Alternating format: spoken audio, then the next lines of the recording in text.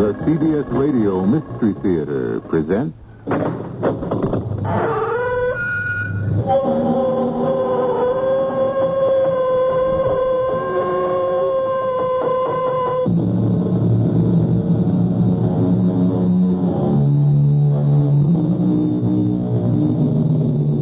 Come in. Welcome. I'm E.G. Marshall. Welcome this time to the world of actuality, but a world more terrifying than any imaginary Gothic romance of witches, ghouls, and goblins. The world of the mind, through whose secret chambers wander shapes and specters whose drives can be as weird, as hair-raising as any ghost story. And the modern heroes who battle these forces of evil, who fight as bravely as any St. George against the dragons, are the psychiatrists. Male or female. Consider the case of Dr. Margaret Hunter. Good night, Parksy. Oh, good night, Dr. Hunter.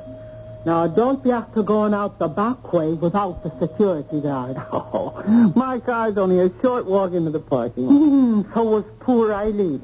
You know what happened to her? And even after that dirty scene had won. I know, but I'm not a nurse. Nor as young, and thank heaven, I haven't had any phone calls yet. Well, you've got whites on, and the sweet Lord knows you're pretty enough for any filthy-minded maniac like... Oh, Doctor, what kinds of man to want to rape a woman? Oh, that would take more than an elementary course in psychiatry to define. But now you've got me nervous enough, Parksy. I'll have the guard show me to my car. Night.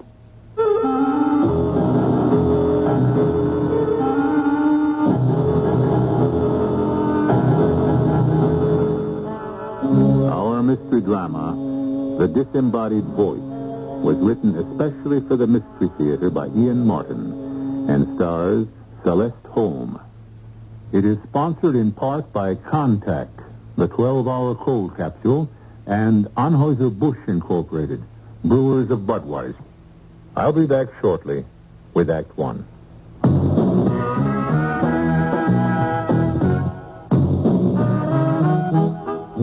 Some beer drinkers have funny ideas about beer. They think beer improves with age, like wine. Well, find a brewmaster, though.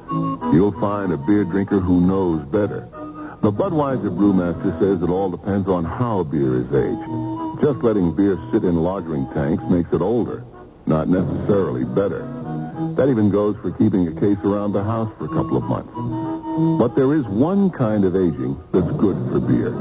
The Budweiser kind. Beechwood aging.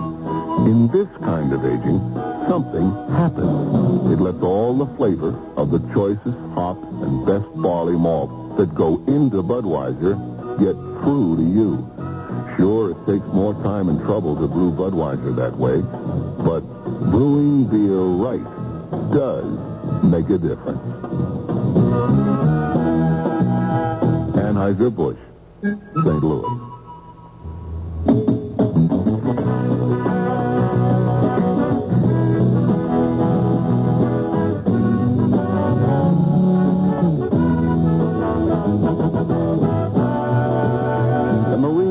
For a few good men who want to learn good jobs. And today, a qualified man can choose the direction he wants to go in the Marine Corps. Choose the kind of skills he wants to learn, like computers, aircraft maintenance, or electronics, radio communications, food services, aviation technology. You name it, Marines do it. If you want to learn it, the Marines will teach you skills, responsibility, and leadership in any field you can handle. Remember, qualified men can choose their own directions in the Marine Corps. Skills to learn, careers to build in many directions. The Marines are looking for a few good men who want to choose their own direction, want to learn good jobs, want to be Marines.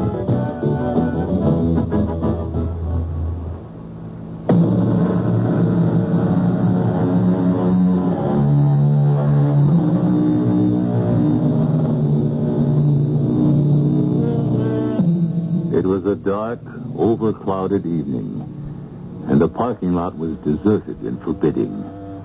But the security guard was reassuring and saw Dr. Hunter safely into her car. Feeling slightly foolish, she locked her doors from the inside and rode home uneventfully. After parking the car in the basement of her multi-roomed apartment house, she entered the elevator again, feeling a little foolish at the slight nervousness she felt in the empty automatic elevator. But the elevator took her straight to her floor, and she entered her apartment and closed the door with an unaccustomed feeling of relief and annoyance that the phone was ringing. Hello? Yes? What did you say? Yes, I thought I heard you the first time. Who are you? You what?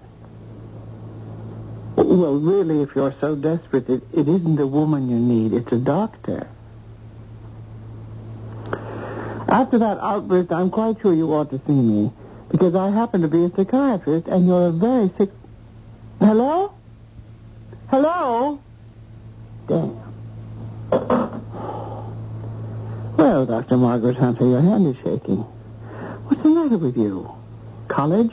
3 years med school? 7 years residency in psychiatry? And suddenly you're nervous because a man says some, quote, dirty things, unquote, to you over the phone? You should be concerned with the patient and his problem, not yourself. At least this one didn't threaten to kill you after he'd had his way with you. Go to bed. You need some sleep.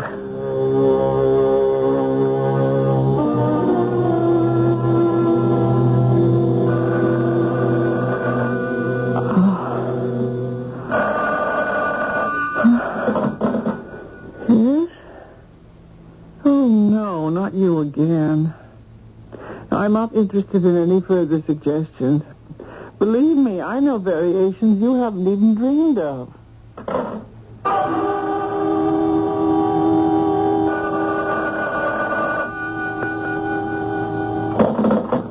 Hello? Oh, brother. If you knew just how much I'd like to make the same suggestion for you to do the same.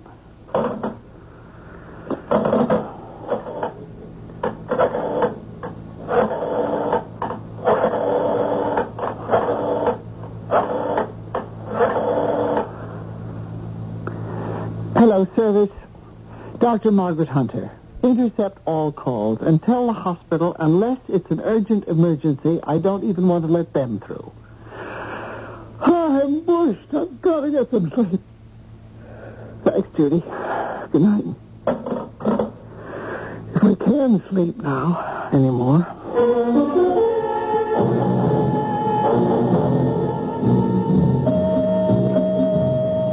Morning, Parksy. Still on duty? Oh, morning, Dr. Hunter. Mary Daly called in saying she would be a few minutes late, so I'm still covering.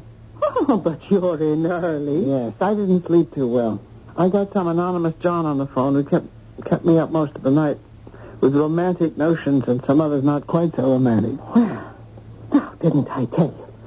Oh, heaven help us, it'll be the grim Raper himself. The who? Well, that's what they're calling him in the tabloids.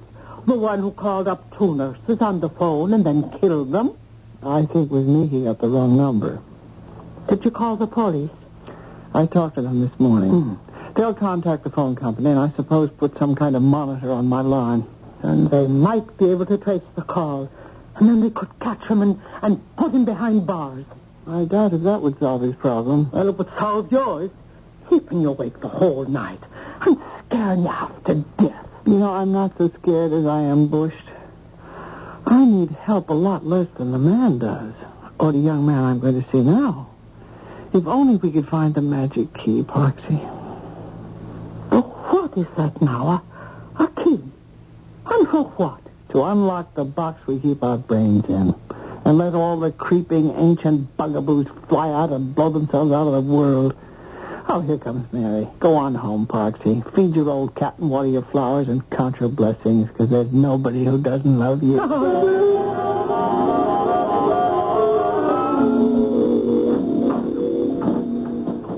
Morning, Larry. Morning. Still feeling totally antisocial? What do you want from me? Thanks for the royal suite and the service. Heavy screened windows, restraining straps on my arms and legs. I guess I'm lucky I'm not in a straitjacket. Well, the nurses tell me you wouldn't stay in bed. They had to put you in restraint. There's no cop outside anymore. I figured I was free to get out of the cage a little. Well, I persuaded the police you didn't need a guard. You kind of let me down, you know. Well, how come? The little girl's mother lodged a pretty severe complaint against you. In your position, I want to keep it out of the papers. Why don't you just let me along? Larry, you're going to have to answer for what you did. If I can tell them the why, or understand the why, you may not have to be locked up.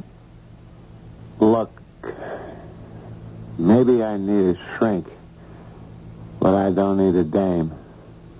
I know you're ashamed of it, and can't face yourself, and would like to work out your hostility on someone, anyone, to try to wipe out your shame, but it won't work that way.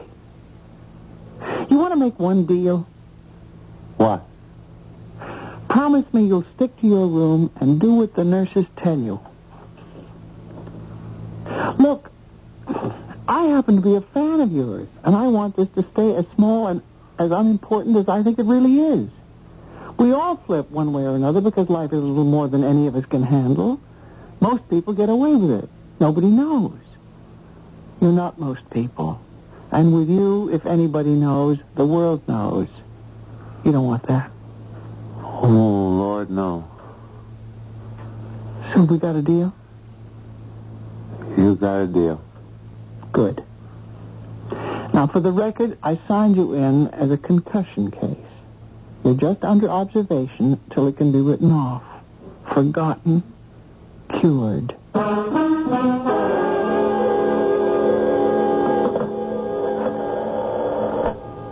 Dr. Hunter here. I'm on my way home. Do me a favor. Call my telephone service and tell them. I'm so pooped I haven't even the strength to dial.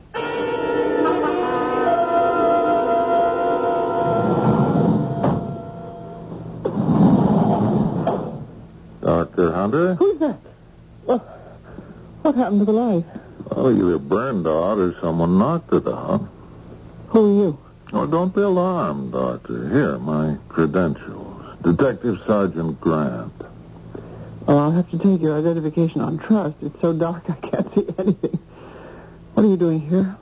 Well, you did call the police. I checked the hospital and found you were on your way home. I got up here, and with the lights out, I thought I'd better hang around. Thank you. I appreciate the protection. In your case, we're willing to go a little further. I'd like to come in and talk to you, if I may. Why not? Excuse me. Well, come in. If you wish. That was rather foolish, Dr. Hunter. You still haven't checked me out. You want to know something? I'm honestly too tired to care. Anyway, I prefer to trust my instinct. It's more dependable than my knowledge of police credentials. Well, you have a nice place. Well, it looks better in the right light. How about that? Better. I got the report on you when I came in this evening. Even without having met you, I thought this was rather a special case. Oh, why? Well, first, because your caller may be a man I'm sure you've read about in the papers. I hadn't, but one of our nurses tells me he's quite notorious. The Grim Raper? It isn't funny, Dr. Hunter. He's killed 2 nurses.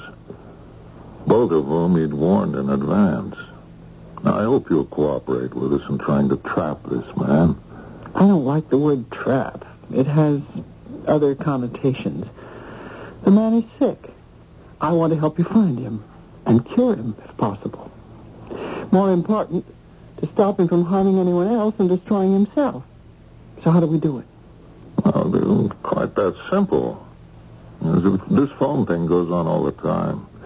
And we don't know if the man who called you is the man who murdered those girls. Now, the phone company is more than cooperative. They go along when it's important. And in your case, they agree it is. Well, what's so special about me? Well, you're a psychiatrist. You don't start at shadows. You can handle a man who's potentially dangerous. Now, for example, if by chance he should call tonight, I have everything set up at Central to trace the call. Your line is being monitored now. But you'll have to hold him on the phone as long as you can for the company to be sure of making a fix. Could you do that? I can try. I can also tell you that I'm just as anxious as you are.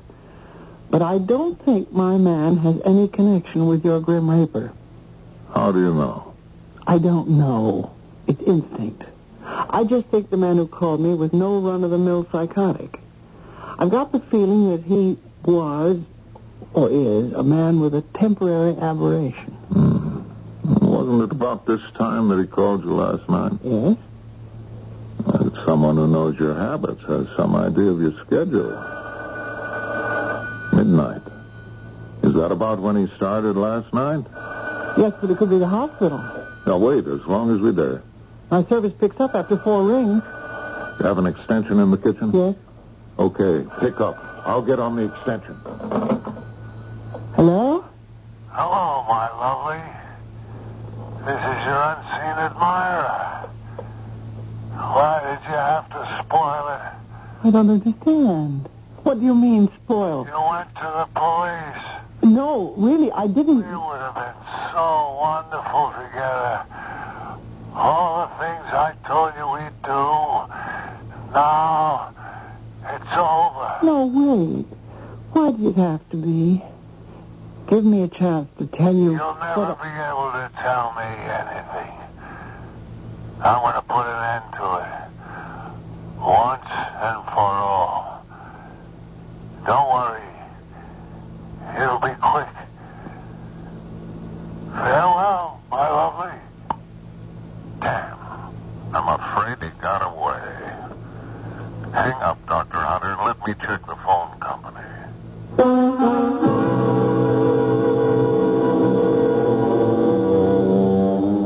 I'm going to put an end to it once and for all. An end to what? To the obscene and furtive phone calls?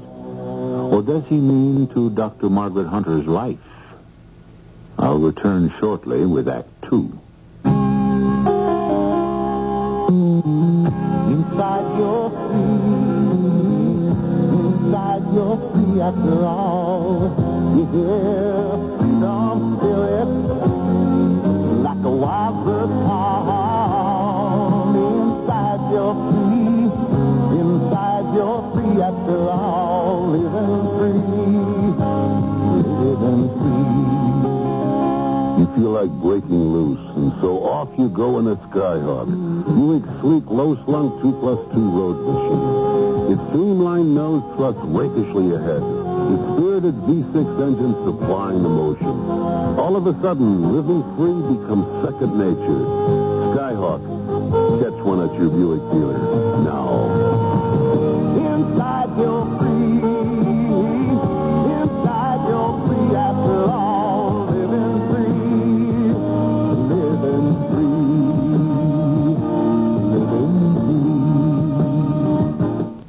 free. Save a little and save a lot more at the Northwest Federal General Store. That's where you'll find a giant Cracker Barrel of gifts. Gifts for savers by famous makers we all know. The Sunbeam hand mixer, the Schick style dryer, a Presto pressure cooker and Waring blender. And they're all free or priced for special savings when you save $250 or more. See them all in our newspaper ads.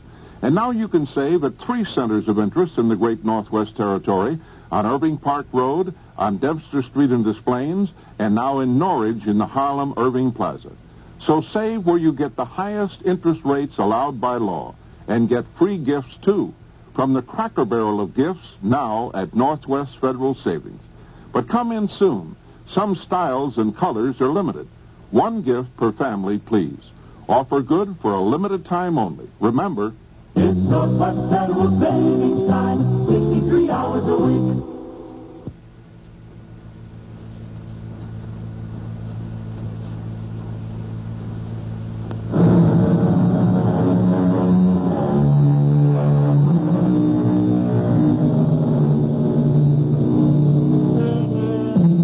Margaret Margaret Hunter's reaction at her unwanted suitor's rejection is at first relief.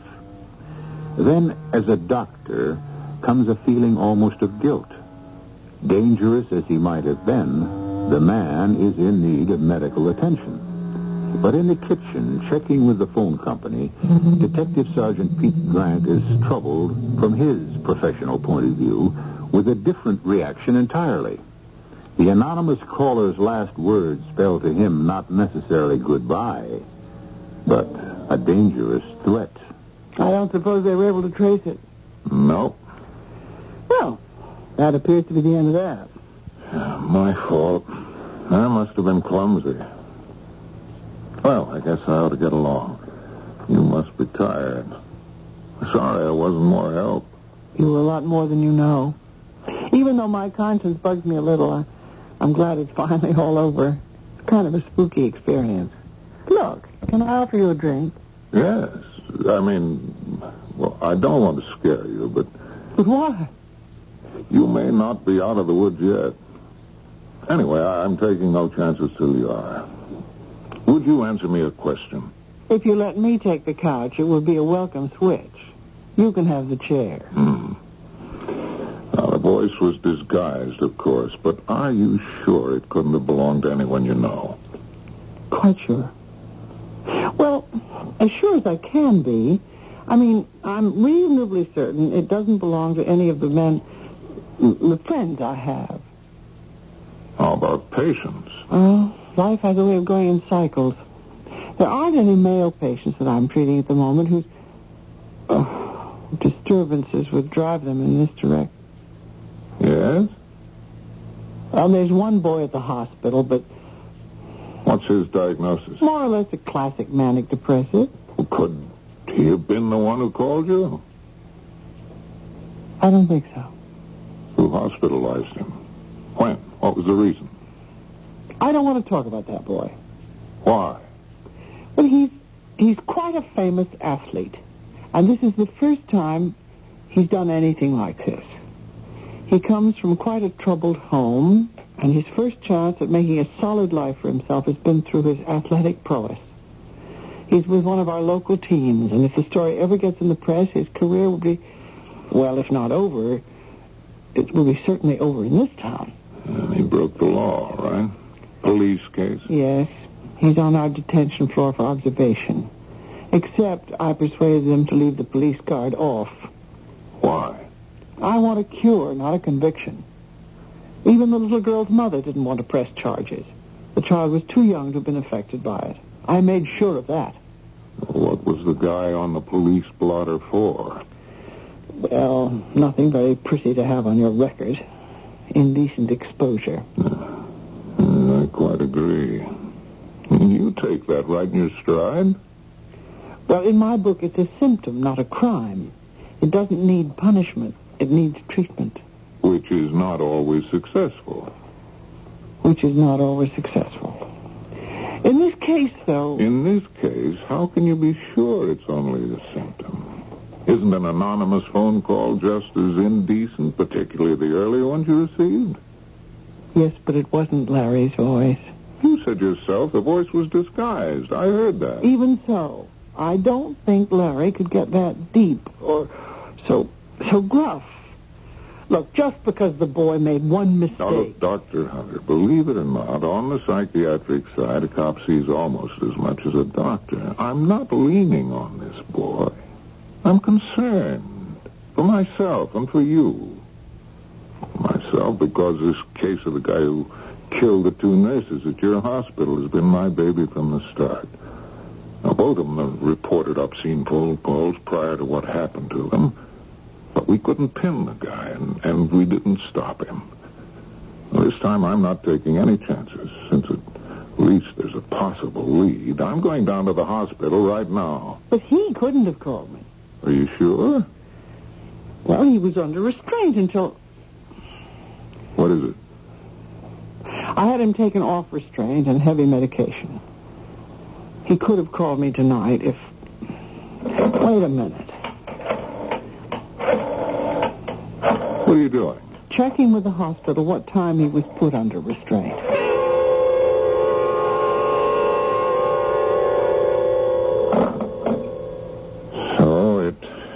couldn't have been Larry. Impossible. They had him in a wet sheet first at 11 till he promised to behave, and the rest of the night they had a harness on him. And the nurses were in and out. He couldn't have moved. And anyway, there's no phone in the room. Okay, that washes that out. Detective Sergeant... Heavens, what a mouthful that is. Do you have a name? Peter. Pete to my friend. So far, you're still a friend. But speaking of being washed out... I know, Doctor, but I'm not quite ready to leave yet. Why not? Because you're too unconcerned for your own good. Now, what does that mean? I think I ought to shake you up a bit. The guy who's been calling you, how do you know you're through with him? He just said so, on the phone. Goodbye, my lovely, remember? He also said, I'm going to put an end to it.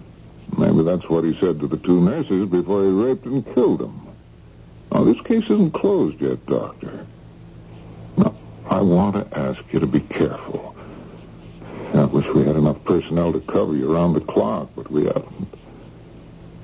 Would you like a gun? No, thanks. Not my style. Besides, I wouldn't know how to use it. Well, then at least promise me to take it easy.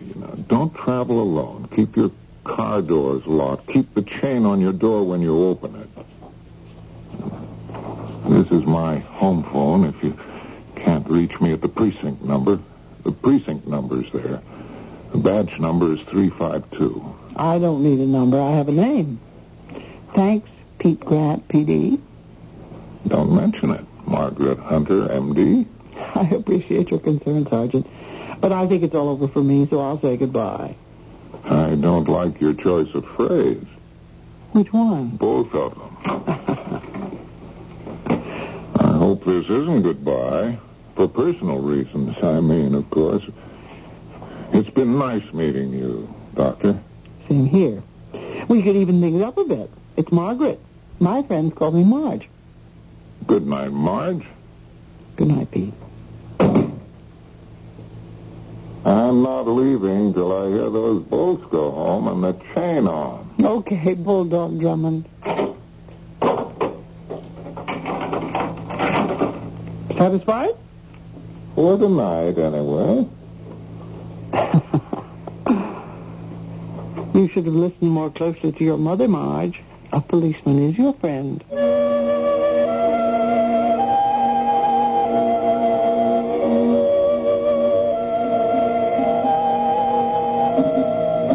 Good afternoon, Dr. Hunter. Hi, Parksy. You're on your way to see Larry Hamden? Right. Well, he's been waiting for you all day, and the plainclothes policeman was in to see him early this morning. Did he upset him?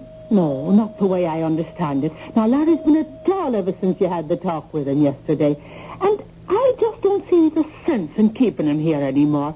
Tying up a room we could use. Well, I'm glad everyone else is busy arranging his future. Do you think it might be all right if his doctor gives him a check over? Oh, well, no. I don't need a kick in the behind to know my leg is being pulled, Dr. Hunter. And you know I wouldn't give you a bum steer. Go and see the boy for yourself.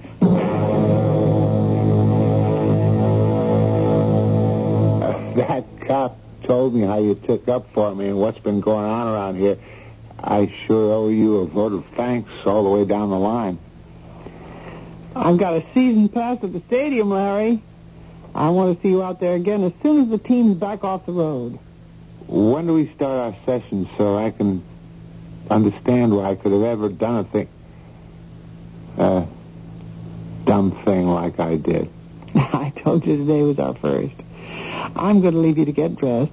Then I'm going to march you down and sign you out, and then I'll walk you to the bus and we'll talk on the way. Then you'll go home. Now, starting tomorrow, I'll see you twice a week after practice.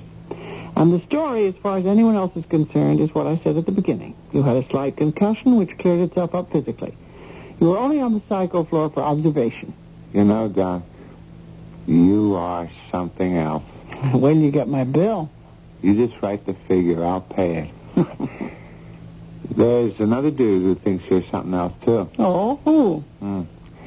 The cop who checked me out this morning. But he's worried about you. Oh? He's written me off as the nut who's after you, but he still feels you're in danger. How'd you like a defensive tight end who goes 235 in top shape as your bodyguard? You solve your own problems, Larry. I can handle mine. But thanks anyway. Go on now, get dressed and let's get out of here.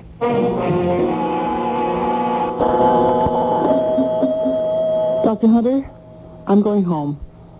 I don't expect you taking any calls, but you leave me live till I cut you off. If I don't answer by 4 rings, forget it and just take the message. That's right. No, if I don't answer, I'm out and can't be reached. Thanks, Judy. Night. Oh, Dr. Hunter. Yes? Well, I wonder, would you mind, could you help me back to bed? Why, of course. Where's your room? It's just down the hall. Oh, I appreciate this. I just guess I'm not quite as strong as I thought I was. I just had a baby, you know. Congratulations. Oh, this is my room. Now, if you could just help me into bed. Here's the steps. Uh-huh. Here we go. Oh, there. Oh, thank you. That feels good. My husband's coming to see me any minute now, and I wanted to be on my feet. Well, no sense in hurrying it. I'd like you to meet him. Well, it's rather late, and Oh, you don't recognize me, do you? Should I? You do seem a little familiar somehow, but I'm afraid I so seldom get to the maternity pavilion. No, you wouldn't know me from here. Well, it's just that I live in the same apartment building as you. Oh. Yeah, my name is Louise. I'm Mrs. Charles Benson. Well, how do you do? I should apologize, but I'm afraid I'm a typical cliff dweller. I'm there so little, I don't know any of my neighbors. Oh, that's all right. You're a busy doctor, and, well, we don't even live on the same elevator bank, but, well, you're, like, well-known. I mean, a woman psychiatrist and all, and, well, I'm just glad that I have the chance to say hello. Me too. I wish you could wait to say hello to my husband. He's the one first pointed you out. Well, I wish I could, too, but I've had a long day, and I really must get home. Tell your husband I'm sorry I missed him. Here he is now. Charles, will you look who helped me back into bed? Dr. Margaret Hunter from our old building. Well, how do you do, Mr. Benson? How you do? My congratulations on your new baby. And now I really have to run. But Charlie, what's the matter with you? Has that got you down? I'll leave you two alone. Charlie, that wasn't very polite. Oh, my lovely. But you look wonderful. What? Hello, my lovely.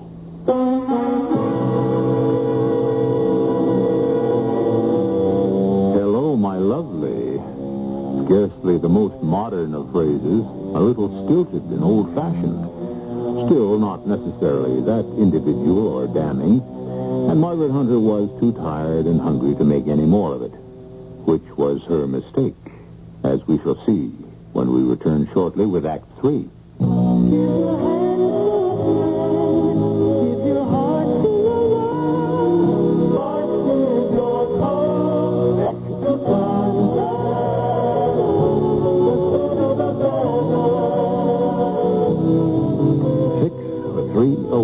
That's the question when you catch the common cold. Sneezing, throat congestion. Then take 12-hour contact. You need 6 cold tablets, 2 every 4 hours, or 3 ounces of cold liquid, 1 every 4 hours, or just 1 contact for up to 12 hours continuous relief of those symptoms. Which any time pills do. Both the others contain things for aches and fever. The liquid, something for cough. Not found in contact. Your cold, your choice. 6-301. Take contact. Only as directed. Tell me something. What do you think of when I say Culligan? Culligan? Uh-huh. I think of water. Yep. Everyone gets that right away. I guess it's because Culligan's only business is good water. Just water? Just water. In 85 countries all over the world, Culligan's full-time business is the softening, filtering, and conditioning of water. Full-time? Full-time. And Culligan water softeners come in a bigger selection and a wider range of prices, with exclusive features like triple hull tanks and like that. Your Culligan man is a man who cares. Say, does the Culligan... So do as your neighbors do. To rent or buy the leading brand of water conditioner, just call your nearby Culligan man. All right. Hey, Culligan man. There's his truck now. His truck? I thought he'd come in a boat. You don't have to buy a Culligan water softener to enjoy all of its many benefits. Now you can rent a Culligan for as little as $5.50 a month. For complete information, pick up the phone and say, Hey, Culligan man! This is WBBM Chicago, News Radio 78. 34 degrees at Midway, the WBBM time, 11:04. It was a weary Dr. Hunter who ate a light dinner at the hospital cafeteria and then headed for home. There comes a moment of exhaustion when the mind simply suspends itself and refuses to function any further. Coming out of the elevator to her apartment, she was even too tired to be annoyed that once again the hall light was out, and she had to scrabble with her key by feel to open the door. But she was rudely awakened to full perception as the door opened, and with a silent rush, a gloved hand was over her mouth, the other arm pinioning hers to her side. Don't scream. Please, don't scream. Just move inside, huh? Yeah. Yeah. Now, I'm going to take my hand off your mouth. But don't scream. I warn you. I have a knife. And a gun. I have no intention of screaming, Mr. Benson. You know who I am? I'm reasonably sure it's the voice I heard at the hospital this afternoon. Now, will you let me go? If I do, promise not to make me do something I'll be sorry for. It's a promise I'm glad to make. I don't want anything to happen that we'll both be sorry for. Can I trust you? Well, that's my question. Can I trust you? Come in. Mrs. Benson? Yes. My name is Pete Grant. I thought I might find your husband here. Oh, Charles was here, but he left early. He had a lot of work to catch up on. Are you from his office? No, I have some business with him. When did he leave? Oh, about an hour ago. I could call him at the house. Oh, that's all right. I can catch him some other time. I'll call him myself. I'm sorry to bother you. Oh, it's no bother. I wish you could stay and chat. I wish I could, too, but this is a busy evening for me. Excuse me.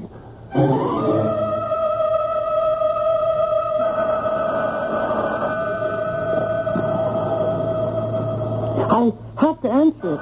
It might be the hospital. No. Let her ring. If you insist. I have to, Margaret. I can't let Louise be hurt. Now, when she's finally had the baby we always wanted, it would kill her. Kill? Is that what I have to do? What? Why did it stop ringing? Why did the phone stop ringing? I have a service that intercepts. If the phone rings? Yes. And that means you're not home. Good. That'll give us a little time together before... You'll give us time. Look, Service, I'm calling from the hospital. I understand, but this is police business. Now, I don't care what Dr. Hunter told you. You keep ringing her till you get through to her. Yes, I'll hang on.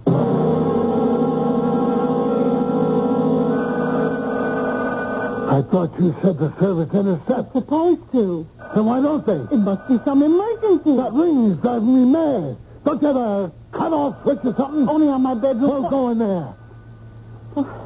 If you just let me... I told you I had a knife. Move. All right, I'm moving. Just don't do anything foolish. Don't you? Now cut off the phone by the bed. Quick! All right, all right. I'd never stop. Maybe if you let me tell the service not to put through any calls. No. Stay away from the phone. If we wait long enough, they'll give up.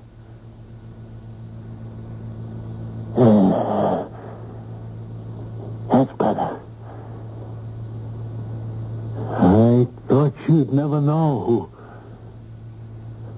And now you hold my whole life in your hands, Margaret. Once I might have wanted that. But not now. Now that Louise has had the baby, I have to think of her first.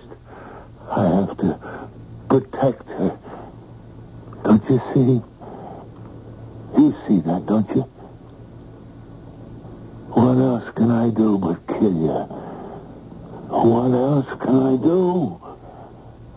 You could face your real problem. Huh? What problem? That you need help. Psychiatric help. Aren't you afraid of me, Margaret? No. Why not? Because if I were, you might kill me, Charles. Why do you call me Charles? You call me Margaret. That's the way I always thought of you. Margaret. And I had no right. Not with Louise. Well, you see, she must never know. You see that, don't you? I have to get rid of you. Then there's no one to tell her. That makes sense. On a pathological level. You understand? I understand a great deal about you, Charles. You think I'm mad, don't you? Insane. Lunatic. I do not. You said pathologic. That's a scientific word. The others don't mean anything. Oh, you think I'm sick? What do you think, Charles? I'm not sick. I'm just... That collar's too tight. It's hard to breathe. You don't know what it's like. You couldn't understand. Look, I never had a girl. Any other girl but Louise. Well, she's not pretty, but she's a good girl. We were married after college. I was never any good with people. I was too shy. I was even worse with girls. Talking, dating, everything. Louise understood. She was so patient. Except for the child. We never could have a child like she wanted. We went to doctors for years and years. I hated it. What business was it of theirs? Our private life. What did they think? Did they think I was the one to blame? Were you? No. We worked it out. We did have a child. You worked it out, or the doctors? What's the difference? Well, anyway, there were other things. Louise was having the baby. She didn't need me anymore. She didn't want me that way. All she thought about was the baby. And I was alone again. I was more alone than I'd ever been in my life. Is that when you started calling women on the phone? I wanted to frighten them, to hurt them, to get back at some women for what Louise was doing to me.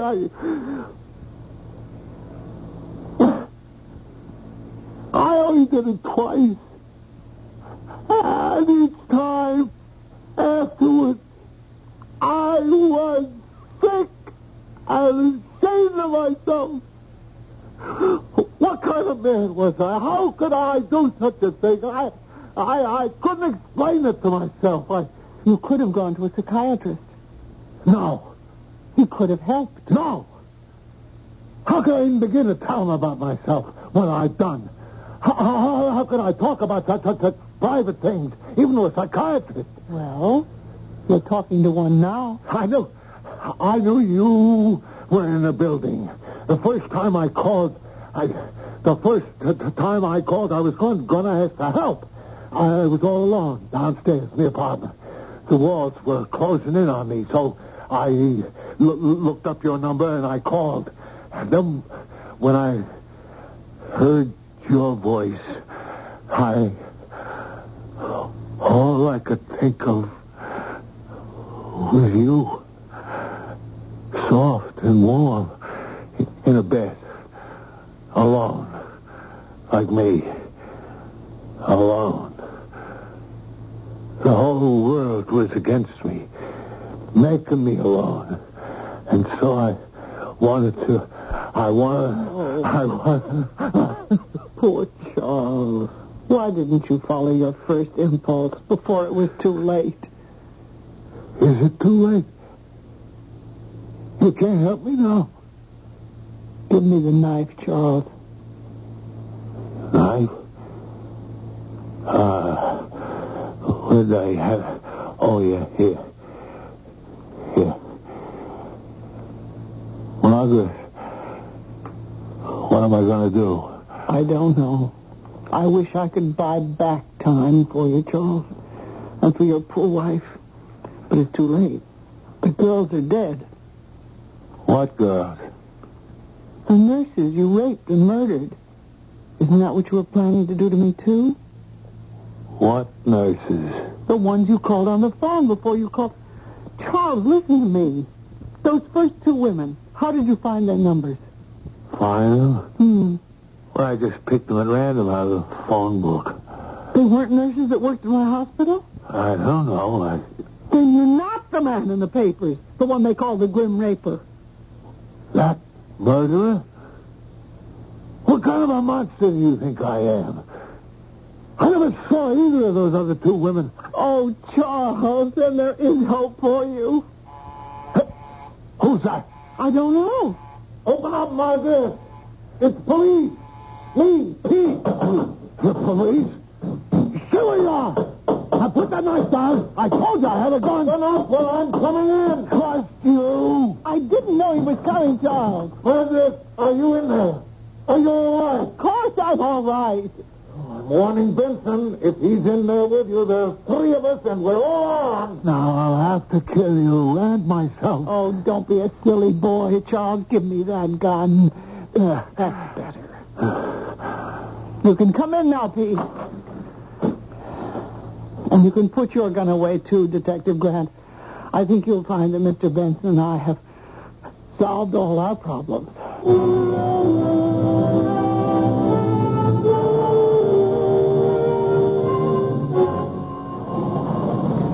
Home sweet home. The candle in the window still isn't burning very bright. Oh, you mean that bulb. I'll get the super to replace it in the morning.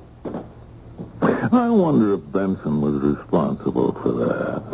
Oh, let's not blame any more on him. Blame? I'd like to have given him one good shot for putting you through what he did. Lady, you sure have guts. How did you happen to come charging up like St. George in time to save the lady from the dragon? Oh, that's simple. I got interested from the very beginning in the case. Oh? Now, once we picked up the other guy this morning, the one responsible for the nurses, I got to thinking about you. The case, I mean.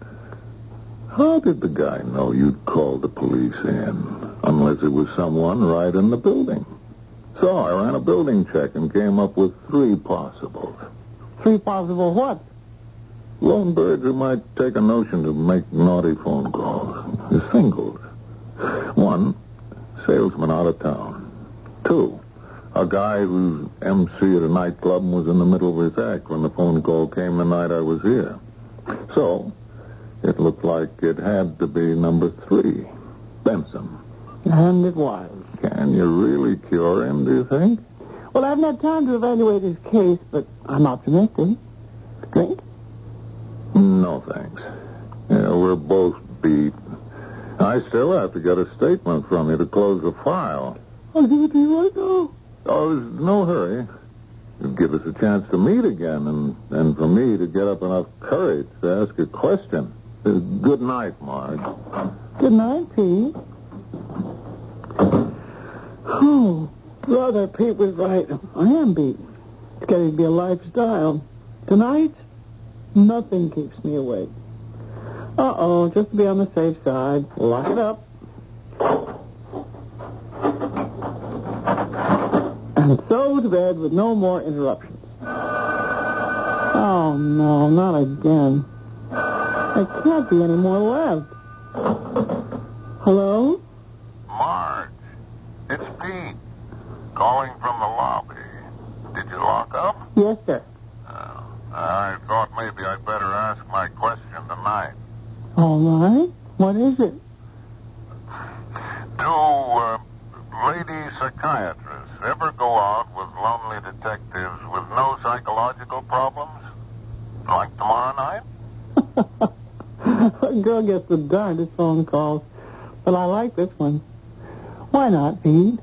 Why not?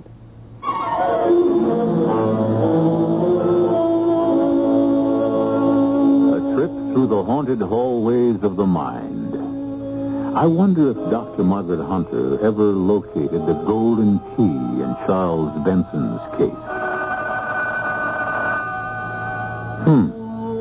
Now that's interesting. I wonder also if men ever receive obscene phone calls from lonely ladies. Only one way to find out. I'll let you know when I return shortly. This is Arnold Palmer. In golf, we call someone who plays exceptionally well a champ. And a champ works to win.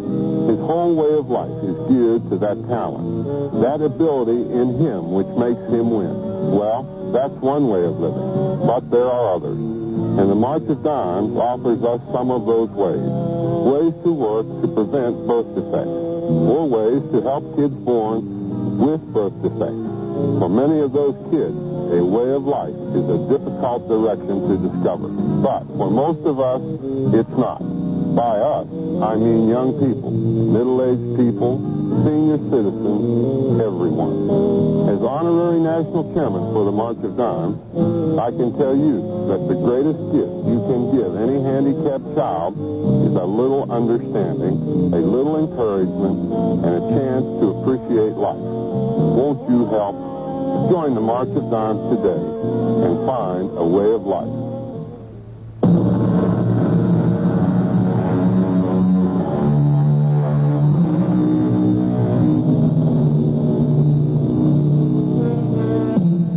As a matter of fact, Dr. Hunter did find that golden key, and Charles Benson did find a cure for his schizoid tendencies. Well, at least his paranoia. And just as Margaret Hunter had predicted, Louise was patient and understanding, and most of all, forgiving. They pass each other every so often in the hall and nod pleasantly, neighbors, if not friends. Something else. Oh, yes, that phone call. Just a wrong number. Still, for a long while, every time I pick up a phone, and perhaps you too, will have just a momentary flutter of butterflies under the heart. Our cast included Celeste Holm, Wesley Addy, Robert Dryden, and Mildred Clinton. The entire production was under the direction of Hyman Brown. And now, a preview of our next tale. And we are left with all the dirty work. What do you mean? The time has really come for you to stop asking the very answerable question. In the name of medicine and research, we gather bodies, right? Using already dead flesh, which can render up to us secrets of how to handle living flesh, is not a valid crime. On that basis, you have an argument. If the flesh is already moribund, but body snatching is a rewarding crime, and if there is no dead body to snatch, with the kind of man who plies this trade, do you think he would hesitate to wait for the flesh to die if his source of supply ran low. Oh, good Lord, what are you saying? Oh, don't pretend innocence. If your conscious brain will not admit the truth, your subconscious one knows it. And you signed for the bodies tonight. Radio Mystery Theater was sponsored in part by Buick Motor Division.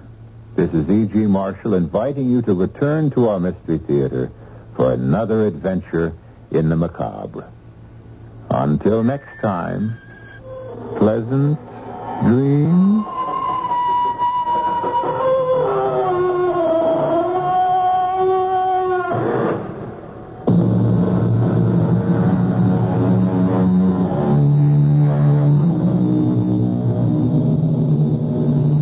WBBM Chicago, News Radio 78.